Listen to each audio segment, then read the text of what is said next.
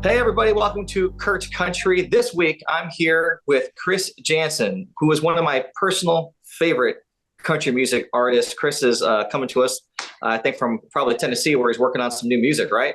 Yep, I'm sitting in my truck, so it's quiet. We got the speakers cranking up in the cabin, and just built the studio out in my cabin, a lot like the famed Johnny Cash cabin. It's very similar to that, and we've been working on new music, and I got a group of guys in there. We've been working and collaborating this morning and getting some things done, so that's good. That's awesome, man. Well, right now, your current single, What You See Is What You Get, it's climbed up the charts. It's already top 30, I think. Yep. I think for me, and I think for a lot of people, the awesome thing about this song was, of course, the music video, Thank you. which featured and someone that no one would have expected to pop up in a Chris Janson music video, I think. Yeah, The Rock. I mean, it's kind of it's crazy, right? So the song charted this past week at 28. Today it's at 26. So we're making some good leaps and bounds there. Should be top 20 shortly, which I'm grateful for. And I had The Rock in the video because he agreed to do it. I mean, it was most people would think that would be a extravagantly big ask, but it really was not that bad. It was just, hey brother, would you like to join? And he said yes, and there you have it. I mean, it was really just as simple as a phone call. Well, he's been a fan and a support of yours. I mean, very public. I remember when your last single, "All I Need Is You," became I think your fifth number one. Yep. He tweeted out like, "Congrats, brother, proud of you." And I think everyone's like, "What? The Rock is a Chris Janson fan? How did that come to be?"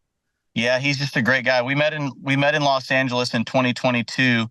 We were leaving the same restaurant, and we met in the parking lot. My kids wanted an autograph and a picture or something, and so they got a photo, and he was really kind and really nice. And we exchanged phone numbers and kind of became friends right there, just waiting on our cars to be pulled around. And that was pretty much all she wrote. We just kept that relationship alive and stayed buddies over the next couple of years. And when it came time to shoot the video, we'd been looking for a reason to do something together, musically, collaboratively. And so I thought that was a good way to kind of segue into that, and he did, and we made a really fun video. We didn't have to act or, no, it was unscripted. It was just a lot of fun. We just got out there and did exactly what the song recounts, and did it in real time and in real life. And yeah, he's awesome. You can expect more things to come from us. We, excuse me, we both have incredibly wild, crazy schedules all over the place, doing between the acting and the music for me. And but we have a scheduled Grand Ole Opry appearance that we're talking about. We're gonna do that. We're gonna get one on the books, and then do a couple other performances together, and maybe even record a song or two together. So that'll be exciting. And we both share a love for Merle Haggard and Hank Williams and things of that nature, and we're constantly trading back and forth videos. And so it's been a really cool relationship. He's a great guy. I respect him a lot, and he's a very kind person. And I'll just be in the most random places when I hear from him, and that's the coolness of it. I mean, last week I was walking around the streets of Manhattan in New York, and 10 o'clock in the morning I get 4 messages from The Rock back to back to back to back, and that's how we communicate. I love that. Well, as someone who's been a lifelong fan of Dwayne "The Rock" Johnson, I know that early in his career, he spent a lot of time in Tennessee, in Nashville. Yeah. Has a deep love of music, of country music. And anyone who's ever seen him perform in WWE used to do these rock concerts where it's him and the acoustic guitar strumming along 3 chords, breaking out his chops. So the idea of him with you at the Opry, I think, would be one of the greatest moments of whether it's in 2024 or 2025. I can't wait for that. Well, thanks, brother. Yeah, we'll look forward to having you there. It'll be a great time nonetheless. And like I said, that friendship is real, and that's the good news. It's not just for silk and screen. It's not for show. We're real buddies, and he's a good friend of mine at this point. Well, that's why I love the song "What You See Is What You Get," because I think in so many ways that really describes the type of artist and human that you are. I mean, there's no bells and whistles here. It's like literally with Chris Janson, what you see is what you get. Now, when you break out the harmonica on stage, that sometimes I think sets people like, what? Thank you. But it has been my experience, having had the good grace and fortune to meet a number of folks here in this country music world. Few are as genuine, I think, as you, as just Chris Janson, the human being. So this song. Well, you're very kind. Thank you, Kurt. I really appreciate you saying that. I take pride in that, so I appreciate it. I'm just a real guy, and that's it's pretty cut and dry. The music comes second. I live my life with no regrets, and then I make my music kind of the same way, and it follows suit. Well, you talk about being in new places all the time. I think tonight or tomorrow you're headed to North Carolina for something with Dale Jr. Yeah, tonight actually I'm heading out to North Carolina for Dale Earnhardt Jr. and his sister and their family, and doing a little benefit. They do a charity event every year, and I'm going to go in and sing a few songs for those folks and raise some money for them and with them and that kind of thing. So that'll be nice. It's nice to give back to people that you like and people that you share like-mindedness with. And I have a giving spirit, so I'm proud to be doing it and looking forward to doing it. I got a big crazy week of shows coming up after that this week. I mean, starting, I think it's Thursday through Sunday. Yeah. We're on the East Coast again. Speaking of New York, we're going to be back on the East Coast and hubbing out of New York. And we enjoy doing that. So we get some good time in the city and then go out and do a bunch of concerts as well. And, fly in and fly out and do the deal and have some great shows and see some great fans. And I've spent more time on the West Coast and East Coast, the both extremities this year than I have in I think my whole career probably, which has been a great thing. And, I go where I'm wanted, and I'm proud to be in those places. I love going to New York City, and I love going to Los Angeles. And most people would not know that about me. They would think I'm strictly a rural guy, and I would not like to go to the big cities, but I do enjoy it, and it's fun, and it's a nice change of pace, and the food is great. And, it's like, those are two towns that I mentioned that never sleep really. And I don't really ever sleep. So it's good to have a place that you can order food 24/7 and smoke a cigar 24/7 and, just get along with life. Yeah. I mean, I think of, when I think of you, of course, I also think of Mountain Dew and how you are just nonstop energy drinking, man. Well, thank you. But I get that double, that kind of best of all worlds. Half of my life is in Washington, D.C. The other half of my life is, in suburban Dallas. Living a very different life and a very different change of pace, but spending time in each ecosystem makes me appreciate it even more. It's like I'm always ready to go to the other place when that time comes. Dallas is a great place. It's a great town. We spend a lot of time out through the year in Cisco, Texas. I do a lot of hunting out there. And it's, I love Texas as well. I love America. I love being here. It's fun. It's fun to travel around, and Lord knows I do it all the time. So that's good. But you mentioned Mountain Dew. I wanted to tell you, and we'll make it brief, but 6 months ago, I quit drinking Mountain Dew, and and I haven't had one since. I haven't had any artificial flavorings, no artificial sweeteners. So no Mountain Dew, no Coca-Cola, no nothing that I would have normally drank for years and years and years. Nothing like that. The only liquid I've had in my body for 6 months is water and 5 coffees decaf that I can count. That is a major paradigm shift. Holy cow. Yeah, I feel a lot better, by the way. I've really cleaned up my diet as a whole. Started eating a lot different, started changing my eating habits and things like that. So I feel a lot better. I recommend that anybody watching this, that you should do the same if you were in the same boat as me. I don't drink alcohol. I don't do drugs, nothing like that. But Mountain Dew was definitely, I was pretty addicted to it. Yeah, for sure. But not anymore. So wow. Well, congratulations, man. Thanks, man. I just get my energy from my kids now, and and from a great marriage with Kelly, and just traveling all the time. It's like you got to be on almost all the time. So hey, I'm proud to be there. I think of kids. It's interesting how they give you energy, but they also take it away rapidly at times too. I have 2 bonus kids. So a term that that I have used that I actually learned from you, as a matter of fact. Oh wow, thanks. I had never heard that term before. And, when you said it and my life started changing, that struck such a deep chord for me. And I love how you talk about that. It has been something that has guided me in my, parenting journey. Dang, man, thanks. And ours are 8 and 10. I mean, clearly we have the kids, we have spiders up above here and bats behind me. Yeah, of course. But so much of how you've talked about that has informed, my approach and philosophy. Thanks, Kurt. That was very humbling, man. I appreciate that. I just started saying bonus kids right from the very beginning, because when I married Kelly, she had 2 kids, of course. And people kept congratulating me on getting married and having step kids. And it just hit me to the core. If I were a step kid, so to speak, I would not want to be called that. I just think that's an incredibly rude thing to call a child. I just think it's wrong. So it's like, I look at it as, us as adults, we're stepping into their life, not the other way around. They didn't choose to step into our life.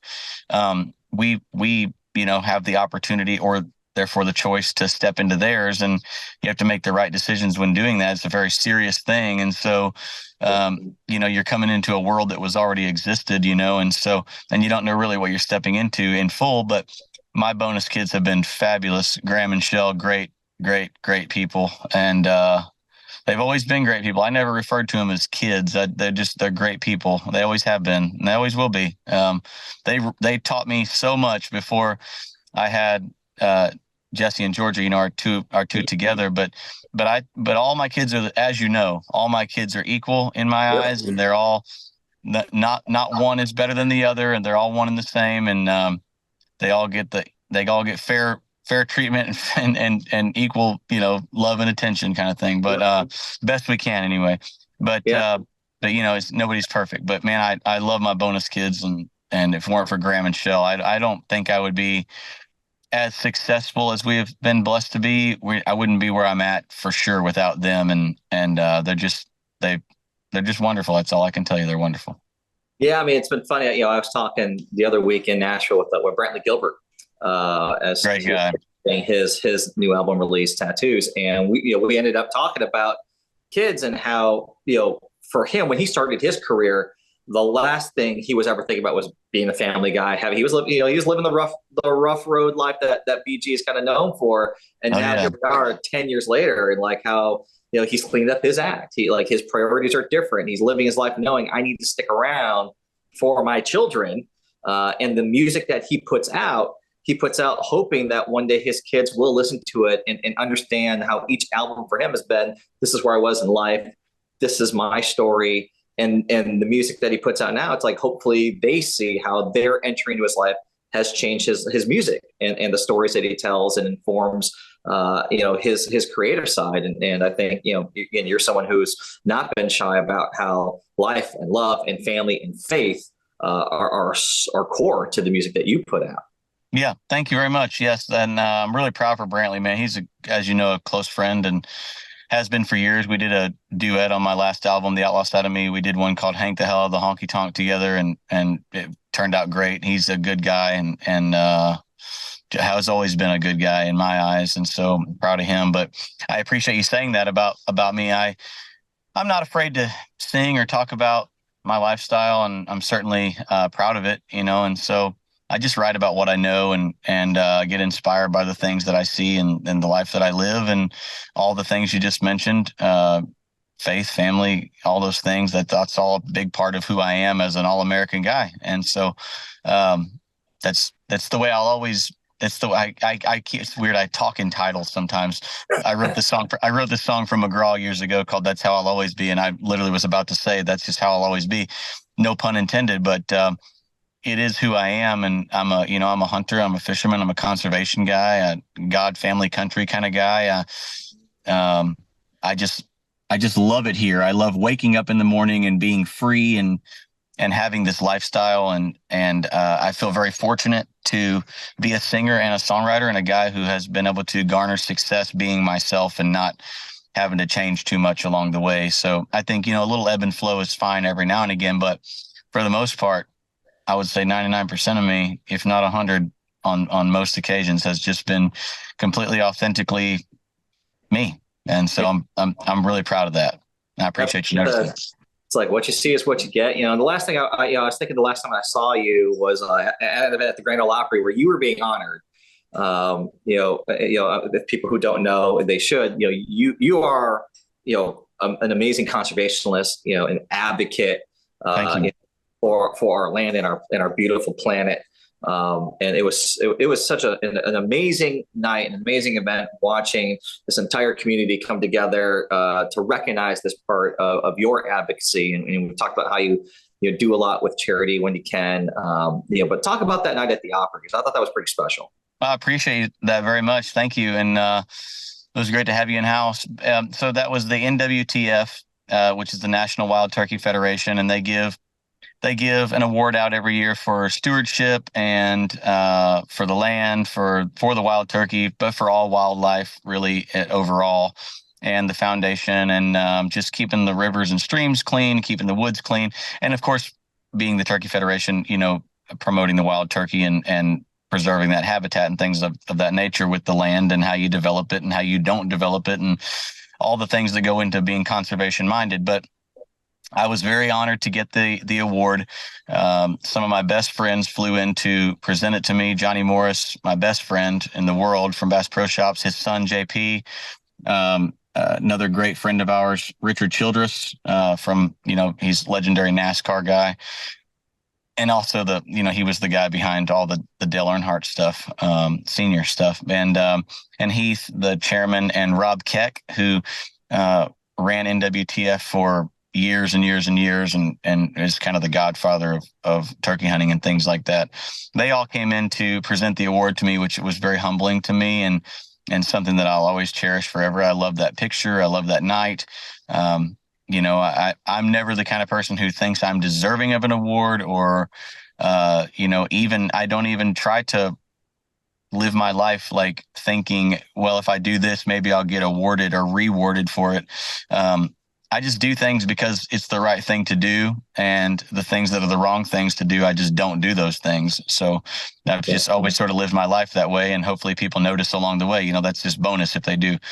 So getting that award was great, and I appreciate it very much.